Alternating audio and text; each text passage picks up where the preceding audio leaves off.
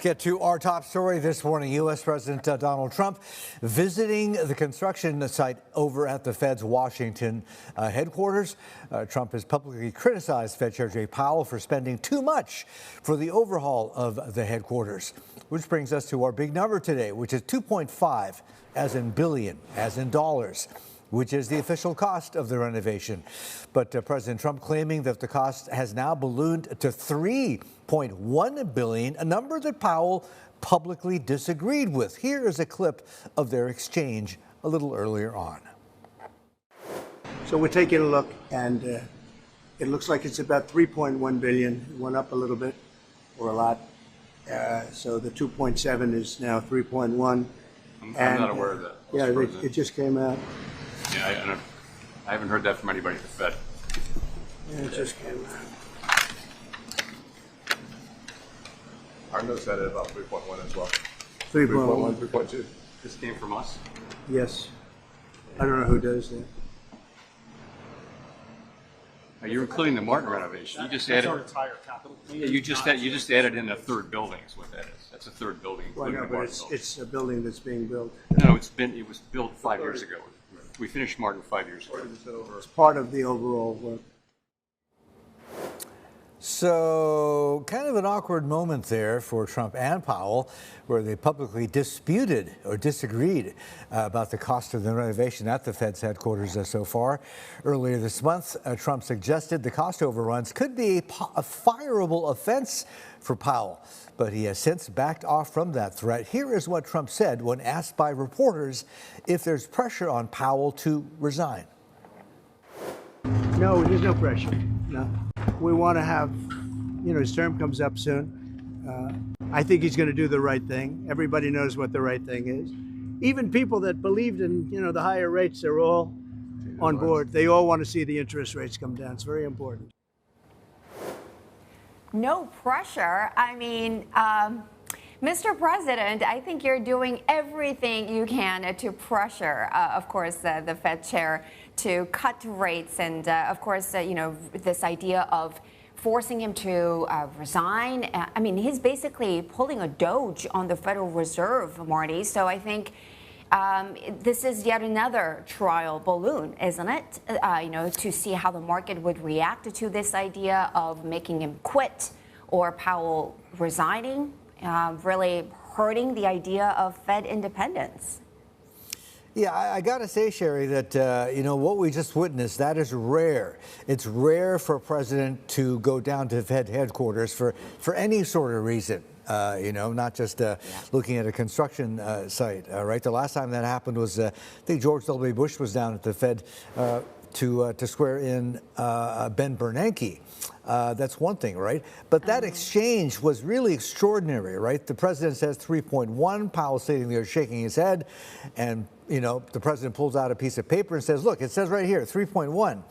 And there's an aide, somebody, I think, next to Trump going, yeah, actually, I think it's even higher, 3.2. And then Powell says, well, hold on.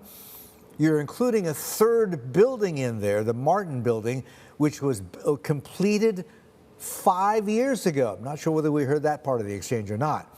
So, I mean, that's the thing, Chery, with the Trump administration, numbers.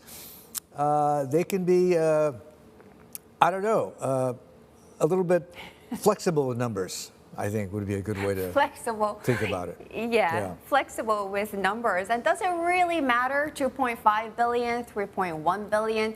The idea is that President Trump is saying that this is a lot of money. My favorite line from that little thing with the reporters there was that the president saying that I see a very luxurious situation taking place. He's making the message clear. This is expensive. I don't like it. And of course, President Trump was in his element, talking about the recent project that his, Trump company did, and saying that, things could have been done differently because this is one expensive version of a renovation. So there we go.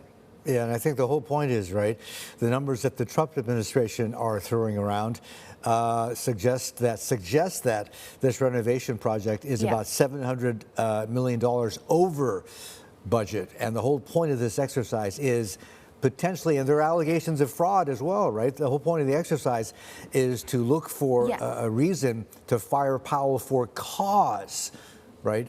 Mismanagement, of this kind of project and the cost overruns, right? Because, the president cannot sack Powell because they disagree on monetary policy, right? And look, on that whole point, right?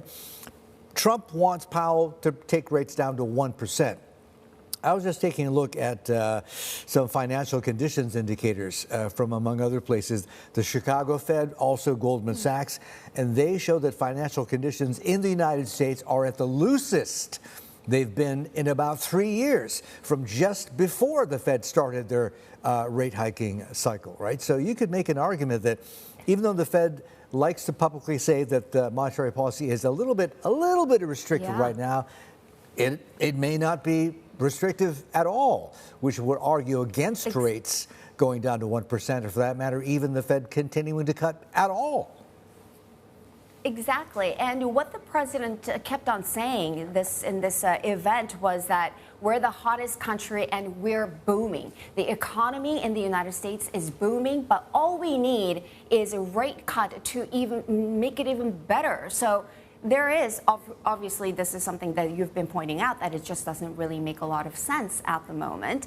And then here is something that we've been trying to find for weeks and months, Marty, the signs of inflation picking up in the United States because of tariffs. Remember, the street was very divided in terms of whether it will show up or at what point it would start showing up. Now we've got the Fed actually explaining that things got more expensive for the renovation because of inflation and tariffs. So there we go.